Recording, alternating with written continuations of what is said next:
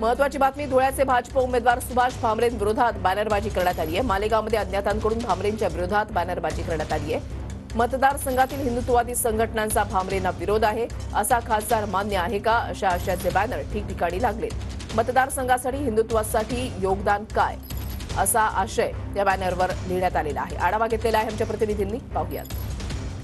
या पद्धतीने लोकसभा निवडणुका जाहीर झाल्यानंतर भाजपमार्फत धुळे लोकसभा मतदारसंघाचं उमेदवारी ही डॉक्टर सुभाष भामरे यांना, विद्यमान खासदार डॉक्टर सुभाष भामरे यांना देण्यात आली। त्या पार्श्वभूमीवरती विद्यमान खासदार सुभाष भामरे यांना तिकीट मिळण्याच्या आधी देखील मोठ्या प्रमाणावरती विरोध होता आणि त्या पार्श्वभूमीमध्ये अनेक इच्छुक देखील भाजपमध्ये होते। त्या पार्श्वभूमीवरती आता मालेगावमध्ये तसेच धुळ्यामध्ये मोठ्या प्रमाणावरती सुभाष भामरेंचा विरोध या ठिकाणी केला जातोय। विरोधमध्ये आपण बघू शकतो ज्या पद्धतीने मालेगाव शहरामध्ये आपण आता मोसम पुलाच्या चौकात आहोत। मालेगाव धुळे मतदारसंघाचा उमेदवार आम्हाला बदलून हवा, असा खासदार आपल्याला मान्य आहे का? मागील 10 वर्षापासून 10 वर्षापासून विद्यमान खासदार हरवले आहेत का? विद्यमान खासदाराचे धुळे मालेगाव लोकसभा संघात हिंदुत्वाचे योगदान काय?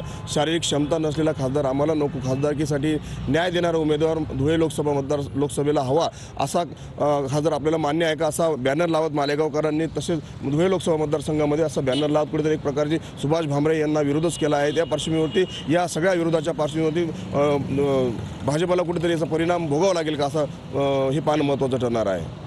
मनोज शाळे, टी9 मराठी, मालेगाव।